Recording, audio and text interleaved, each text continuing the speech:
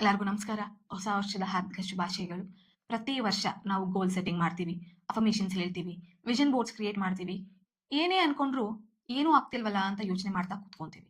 So 2026 ಅಲ್ಲೂ ಕೂಡ ಹೀಗಾಗಬಾರ್ದು ಅಂದ್ರೆ ನಾನು ಹೇಳಿರೋದನ್ನ ದಯವಿಟ್ಟು ಫಾಲೋ ಮಾಡಿ. ಯಾವ ಏರಿಯಾ ಮೇಲೆ, ಯಾವ ಕ್ಯಾಟಗರಿ ಮೇಲೆ ನೀವು ಫೋಕಸ್ ಮಾಡಬೇಕು, ಯಾವ್ದನ್ನ ಅವಾಯ್ಡ್ ಮಾಡಬೇಕು, 2026 ನ ಹೇಗ್ ಪ್ಲಾನ್ ಮಾಡ್ಕೊಬೇಕು ಅನ್ನೋದ್ರ ಬಗ್ಗೆ ನೀವು ಈ ವಿಡಿಯೋದಲ್ಲಿ ತಿಳ್ಕೊಂಡು ಅದನ್ನ ಅಳವಡಿಸ್ಕೊಂತ ಹೋದ್ರೆ ನಿಜವಾಗ್ಲೂ ನಿಮಗೆ ಲೈಫಲ್ಲಿ ಚೇಂಜಸ್ ಆಗುತ್ತೆ.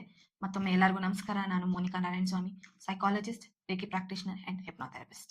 ಸೊ ಈಗ ನಮ್ಮ ಮೊದಲನೇ ಹೆಜ್ಜೆ ಏನಂದ್ರೆ, ನಾನು ಹೇಳೋ ಈ 5 ಕ್ಯಾಟಗರೀಸ್ ಬಗ್ಗೆ ನೀವು ಯೋಚನೆ ಮಾಡಿ ಅದ್ರ ಬಗ್ಗೆ ನೋಟ್ ಮಾಡ್ಕೊಬೇಕಾಗುತ್ತೆ. ಒಂದು, ನಮ್ಮ ಪರ್ಸನಾಲಿಟಿ. 2026 ಅಲ್ಲಿ ನಮ್ಮ ಪರ್ಸನಾಲಿಟೀಸ್ ಹೇಗಿರ್ಬೇಕು ಅಂತ ತಿಳ್ಕೊಬೇಕು. ಎರಡನೇದು, ನಮ್ಮ ಹೆಲ್ತ್ ತುಂಬಾನೇ ಮುಖ್ಯ, ಅದ್ರ ಮೇಲೆ ನಾವು ಜಾಸ್ತಿ ಗಮನ ಕೊಡಬೇಕು. ಮೂರನೇದು, ಮನಿ, ದುಡ್ಡನ್ನ ಹೇಗ್ ಮಾಡ್ಬೇಕು, ಹೇಗ್ ಪ್ಲಾನ್ ಮಾಡ್ಬೇಕು ಅಂತ. ನಾಲ್ಕನೇದು, ರಿಲೇಶನ್ಶಿಪ್ಸ್. ನಾವ್ ಆದ್ಮೇಲೆ ನಮ್ಮ ರಿಲೇಶನ್ಶಿಪ್ಸ್ ಬರ್ಬೇಕು, ನಮ್ಗಿಂತ ಮುಂಚೆ ರಿಲೇಶನ್ಶಿಪ್ಸ್ ಬರಬಾರ್ದು. ಆ ರಿಲೇಶನ್ಶಿಪ್ಸ್ ಬಂದ್ರು ಅದು ನಮ್ಮ ಫ್ಯಾಮಿಲಿ ಆಗಿರ್ಬೇಕು.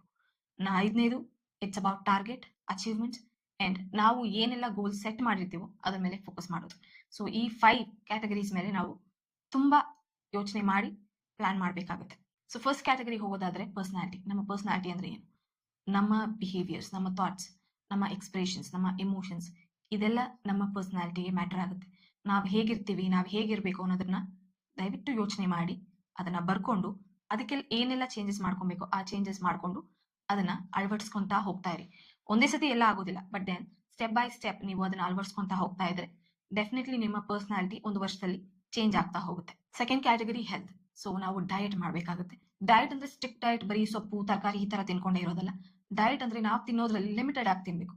ತುಂಬಾ ತಿಂದ್ರೆ ನಮ್ಮ ಬಾಡಿ ರೆಸ್ಟ್ ಮಾಡೋದಕ್ಕೆ ತುಂಬಾ ಟೈಮ್ ಬೇಕಾಗುತ್ತೆ. ನಾವ್ ಆವಾಗ ಪ್ರೊಡಕ್ಟಿವ್ ಆಗಿ ಕೆಲಸ ಮಾಡೋದಕ್ಕಾಗೋದಿಲ್ಲ, ಯೋಚನೆ ಮಾಡೋದಕ್ಕಾಗೋದಿಲ್ಲ. ನಮ್ಮ ಬಾಡಿ ಓವರ್ ವೈಟ್ ಆಗ್ತಾ ಹೋಗುತ್ತೆ, ನಮ್ಮ ಬಾಡಿ ಮೇಲೆನೆ ಜಾಸ್ತಿ ಕಾನ್ಸಂಟ್ರೇಷನ್ಸ್ ಇರುತ್ತೆ. ಸೊ ಡಯಟ್ ಪ್ರಾಪರ್ ಆಗಿದ್ರೆ ನಾವು ಬೇರೆದ್ರ ಮೇಲೆ ಕಾನ್ಸಂಟ್ರೇಟ್ ಮಾಡ್ಬೋದು. ಎಕ್ಸರ್ಸೈಸ್ ಮಾಡಿದ್ರೆ ಅದಿನ್ನೂ ಒಳ್ಳೇದು. ಅಂಡ್ ಆಲ್ಸೋ ಆರ್ಗನ್ಸ್, ನಮ್ಮ ಚಕ್ರಾಸ್, ನಮ್ಮ ನರ್ವಸ್ ಸಿಸ್ಟಮ್, ನಮ್ಮ ಮಸಲ್ಸ್, ಬೋನ್ಸ್, ನಮ್ಮ ಬಾಡಿ ಕಂಪ್ಲೀಟ್ ಬಾಡಿ ಮೇಲೆ ಗಮನ ಹರಿಸ್ಬೇಕು. ಯಾವಾಗ್ಲೂ ಹರಿಸೋದಕ್ಕಾಗೋದಿಲ್ಲ, ಎಸ್, ಬಟ್ ಏನಾದ್ರೂ ಪ್ರಾಬ್ಲಮ್ ಆದಾಗ ನಮಗ್ ಗೊತ್ತಾಗುತ್ತೆ ಎಲ್ಲಿ ನೋವಾಗ್ತಿದೆ, ಅದಕ್ಕೆ ಏನ್ ಸೊಲ್ಯೂಷನ್ ಇದೆ, ಏನ್ ಮಾಡ್ಬೇಕು ಅನ್ನೋದನ್ನ ನೆಗ್ಲೆಕ್ಟ್ ಮಾಡೋದಕ್ಕೆ ಹೋಗ್ಬೇಡಿ. ನಿಮ್ಮ ಆರ್ಗನ್ಸ್, ನಿಮ್ಮ ಬಾಡಿ ಮೇಲೆ ದಯವಿಟ್ಟು ಗಮನ ಹರಿಸಿ. ನಿಮ್ಗೆ ಎಕ್ಸರ್ಸೈಸ್ ಮಾಡೋದಕ್ಕೆ ಆಗ್ಲಿಲ್ಲ ಅಂದ್ರೆ ದಯವಿಟ್ಟು ಮೆಡಿಟೇಷನ್ ಮಾಡಿ. ಮೆಡಿಟೇಷನ್ ನಿಮ್ಮ ಬಾಡಿನ ರಿಲ್ಯಾಕ್ಸ್ ಮಾಡುತ್ತೆ, ನಿಮ್ಮ ಆರ್ಗನ್ಸ್ ನ ಕ್ಲೆನ್ಸ್ ಮಾಡುತ್ತೆ, ನಿಮ್ಮ ಎಮೋಷನ್ಸ್ ನ ಆಚೆ ಹಾಕುತ್ತೆ, ನಿಮ್ಮ ಮೈಂಡ್, ಎಮೋಷನ್ಸ್ ಎಲ್ಲವನ್ನು ಕಾಮ್ ಮಾಡುತ್ತೆ. So meditation is really best thing that you can do every day. And third category ಮೇಲೆ ಫೋಕಸ್ ಮಾಡೋದಾದ್ರೆ ಮನಿ. ಸೊ ನಮ್ಗೆ ದುಡ್ಡು ಮುಖ್ಯ, ದುಡಿಬೇಕು, ಹಾಗೆ ದುಡ್ದಿದ್ದನ್ನ ಪ್ಲಾನ್ ಮಾಡ್ಬೇಕು, ಎಲ್ಲೆಲ್ಲಿ ಯಾವ್ದಕ್ ಖರ್ಚು ಮಾಡ್ಬೇಕು ಅನ್ನೋದು ಗೊತ್ತಿರ್ಬೇಕು. ಸುಮ್ನೆ ನಮ್ಗೆ ದುಡ್ಡಿದೆ ಅಂತ ಯಾವ್ದಂದ್ರೆ ಅದನ್ನ ತಿನ್ನೋದಕ್ಕಾಗೋದಿಲ್ಲ, ಅಥವಾ ಎಲ್ಲಂದ್ರೆ ಅಲ್ಲಿ ಪಾರ್ಟಿ ಮಾಡೋದಕ್ಕಾಗೋದಿಲ್ಲ. ಮನಿನ ಸೇವ್ ಮಾಡೋದ್ ಕಲ್ತ್ಕೊಳ್ಳಿ. ಹಾಗೆ ಇಷ್ಟಿಷ್ಟು ಪರ್ಸೆಂಟೇಜ್ ಎಲ್ಲೆಲ್ಲಿ ಹೋಗ್ಬೇಕು, ಎಲ್ಲೆಲ್ಲಿ ಸೇವ್ ಆಗ್ಬೇಕು ಅನ್ನೋದನ್ನ ಪ್ಲಾನ್ ಮಾಡ್ಕೊಂಡ್ರೆ ಇನ್ನೂ ತುಂಬಾ ಸುಲಭ ಆಗುತ್ತೆ. Fourth category relationships. ರಿಲೇಶನ್ಶಿಪ್ಸ್ ಅಂದ್ರೆ ತುಂಬಾ ಜನ ಫ್ರೆಂಡ್ಸ್, ಲವ್ ಅಂತಾನೆ ತಿಳ್ಕೊಂತಾರೆ. ಅದಕ್ಕಿಂತ ಮುಂಚೆ ಇರೋ ರಿಲೇಶನ್ಶಿಪ್ಸ್ ಯಾವುದು? Parents, siblings, grand parents and family. So ಇವ್ರ ಮೇಲೆ ನಾವು ಗಮನ ಕೊಡ್ಬೇಕು. ನಾವು ಜಾಸ್ತಿ ಔಟ್ ಆಫ್ ವರ್ಲ್ಡ್ ಬೇರೆಯೊಬ್ಬರ ಮೇಲೆ ಕಾನ್ಸಂಟ್ರೇಟ್ ಮಾಡ್ತಾ ನಮ್ಮನೆಯವ್ರನ್ನ ನೆಗ್ಲೆಕ್ಟ್ ಮಾಡಿದ್ರೆ ಅದು ನಮ್ಮ ಮೆಂಟಲ್ ಪೀಸ್ಗೆ ಒಳ್ಳೇದಲ್ಲ. Yes, we need friends, yes, we need partner, but correct ಆಗಿ ನಾವು ಚೂಸ್ ಮಾಡಬೇಕು. ಫ್ರೆಂಡ್ಶಿಪ್ ಅಲ್ಲಿ ತೊಂದರೆ ಆದ್ರೆ yes, we can neglect and cut off, ನಾವು ಅವರಿಂದ ದೂರ ಬರ್ಬೋದು. ಆದ್ರೆ ನಾವು ಚೂಸ್ ಮಾಡೋ ಪಾರ್ಟ್ನರ್ಸ್ ಟಾಕ್ಸಿಕ್ ಆಗಿದ್ರೆ, ಸರಿ ಇಲ್ಲ ಅಂದ್ರೆ, ನಮ್ಮನ್ನ ಕಂಟ್ರೋಲ್ ಮಾಡ್ತಿದ್ರೆ, ಅಬ್ಯೂಸ್ ಮಾಡ್ತಿದ್ರೆ ಅದರಿಂದ ಆಚೆ ಬರೋದಕ್ಕೆ ತುಂಬಾನೇ ಕಷ್ಟ ಆಗುತ್ತೆ. ಕಂಪ್ಲೀಟ್ ನಿಮ್ಮನ್ನೇ ಡಿಸ್ಟ್ರಾಯ್ ಮಾಡ್ತಾರೆ. ನಿಮ್ಮ ಮೆಂಟಲ್ ಪೀಸ್, ನಿಮ್ಮ ಫಿಸಿಕಲ್ ಬಾಡಿ ಎಲ್ಲಾನು ಸ್ಟ್ರೇನ್ ಆಗುತ್ತೆ, ಡಿಸ್ಟರ್ಬ್ ಆಗುತ್ತೆ.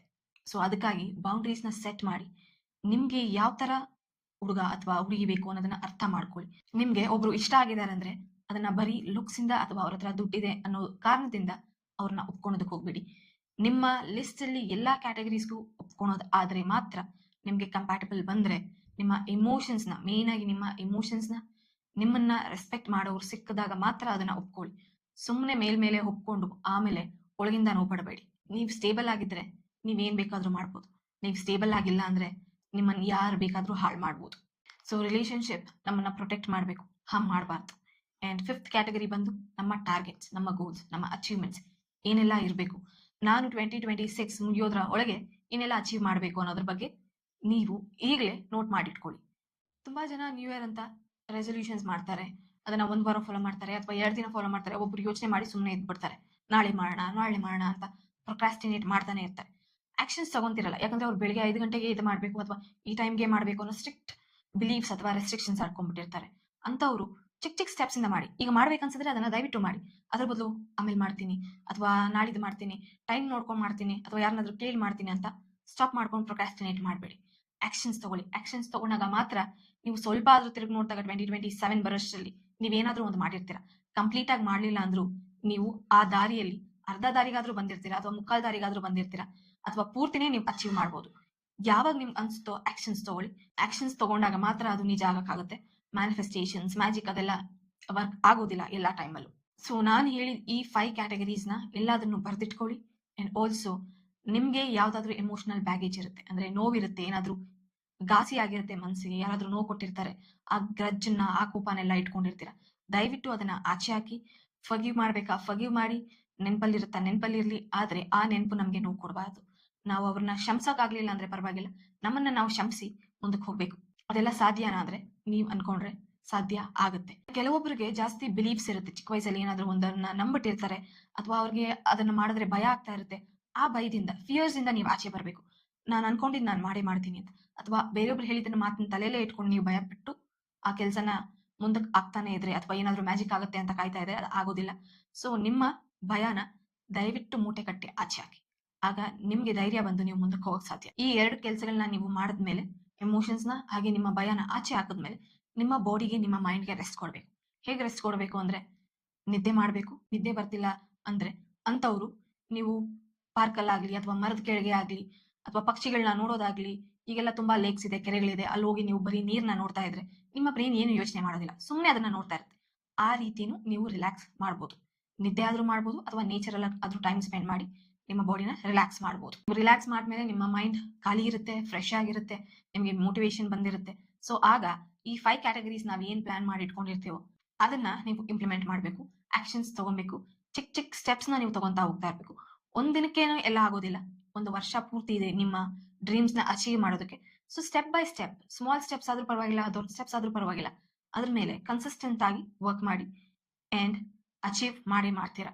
50% ಆದ್ರೂ ನೀವು ಅಚೀವ್ ಮಾಡ್ಬೋದು, 80% ಆದ್ರೂ ಮಾಡ್ಬೋದು, 100% ಆದ್ರೂ ಮಾಡ್ಬೋದು. ಆದ್ರೆ ನೀವು ಆ ದಾರಿಯಲ್ಲಿ ಇದ್ದೀರಾ, ಅದಕ್ಕೆ ಹೆಜ್ಜೆ ಇಟ್ಟು ಮುಂದಕ್ಕೆ ಹೋಗ್ತಾ ಇದ್ದೀರಾ ಅನ್ನೋ ತೃಪ್ತಿ ಆದ್ರೂ ನಿಮ್ಗೆ 2027 ಸ್ಟಾರ್ಟ್ ಆಗೋದಕ್ಕೆ ಮುಂಚೆ ಇರುತ್ತೆ. ಅಂಡ್ ತುಂಬಾ ಜನ ಅದನ್ನ ಅಚೀವ್ ಮಾಡಿರ್ತೀರಾ ಕೂಡ. ಅಂಡ್ ಲಾಸ್ಟ್ ಸಜೆಷನ್, ಏನೇ ಜೀವನದಲ್ಲಿ ಫೇಲ್ಯೂರ್ಸ್ ಬಂದ್ರು ಅಥವಾ ಏನೇ ಯಶಸ್ಸು ಸಿಕ್ಕಿದ್ರು, ಏನೇ ಆದ್ರೂ ಕಾಮ್ ಆಗಿರಿ. ಫೇಲ್ಯೂರ್ಸ್ ಬರುತ್ತೆ, ಸಕ್ಸಸ್ ನೋಡ್ತೀವಿ, ಮನಿ ರಿಲೇಟೆಡ್ ಪ್ರಾಬ್ಲಮ್ಸ್ ಬರುತ್ತೆ, ರಿಲೇಶನ್ಶಿಪ್ಸ್ ಪ್ರಾಬ್ಲಮ್ ಬರುತ್ತೆ. ನೀವು ಅಲ್ಲಿ ಸ್ಟ್ರಾಂಗ್ ಆಗಿ ನಿಂತ್ಕೊಂಡಾಗ ನೀವು ಮುಂದಕ್ಕೆ ಹೋಗ್ಬೋದು. ಎಲ್ಲಾನು ಜೀವನದಲ್ಲಿ ಬಂದೇ ಬರುತ್ತೆ. ಅದಕ್ಕೆಲ್ಲ ನೀವು ಪ್ರಿಪೇರ್ಡ್ ಆಗಿರ್ಬೇಕು. ದಿನಕ್ಕೆ ಏನಾದ್ರೂ ಒಂದಾದ್ರೂ ನೋವು ಬರುತ್ತೆ ಅಥವಾ ಏನಾದ್ರೂ ಒಂದಕ್ಕಾದ್ರೂ ನಾವು ಖುಷಿ ಬಿಡ್ತೀವಿ. ಖುಷಿ ಬಿದ್ದಿದ್ದಕ್ಕೆ ಗ್ರಾಟಿಟ್ಯೂಡ್ ಕೊಡಿ. ನೋವು ಬಿದ್ದಿದ್ದಕ್ಕೆ ಆ ನೋವು ಏನಕ್ಕಾಯ್ತು ಅನ್ನೋದನ್ನ ತಿಳ್ಕೊಂಡು ಆ ದಿನ ಮಲಗಕ್ಕಿಂತ ಮುಂಚೆ ಆ ನೋವನ್ನ ಆಚೆ ಹಾಕಿ ಮಲ್ಗಿ. ಆಗ ನಿಮ್ಗೆ ಓವರ್ ಬರ್ಡನ್ ಇರೋದಿಲ್ಲ, ಕಾಮಾಗೂ ಇರ್ತೀರಾ. ನೆಕ್ಸ್ಟ್ ದಿನ ಎದ್ದಾಗ ಮತ್ತೆ ರಿಫ್ರೆಶ್ ಆಗ್ತೀರಾ. ಸೊ ನಾನು ಹೇಳಿದ್ದು ನಿಮ್ಗೆ ಈಸಿಯಾಗಿ ಅರ್ಥ ಆಗಿದೆ ಅನ್ಕೊಂತೀನಿ. ಅರ್ಥ ಆಗ್ಲಿಲ್ಲ ಅಂದ್ರೆ ಕಮೆಂಟ್ ಮಾಡಿ ಅಂಡ್ ನನ್ನ ಚಾನೆಲ್ನ ಸಬ್ಸ್ಕ್ರೈಬ್ ಮಾಡಿ. ಸೊ ಮೈ ವರ್ಡ್ಸ್, ಜೀವನದಲ್ಲಿ ಫೇಲ್ಯೂರ್ಸ್ ಬಂದೇ ಬರುತ್ತೆ, ಕಷ್ಟ ಬಂದೇ ಬರುತ್ತೆ, ಚಾಲೆಂಜಸ್ ಬಂದೇ ಬರುತ್ತೆ. ನೀವು ಹೇಗೆ ನಿಂತು ಎದುರಿಸ್ತೀರಾ? ಎದುರ್ಸಕ್ಕಾಗಿಲ್ವಾ? ಕಾಮ್ ಆಗಿರಿ. ನಿಮ್ ಕೈಯಲ್ಲಿ ಆಗುತ್ತಾ? ಅದನ್ನ ಮಾಡಿ. ಮಾಡಕ್ಕಾಗ್ಲಿಲ್ವಾ? ಸೈಲೆಂಟ್ ಆಗಿರಿ.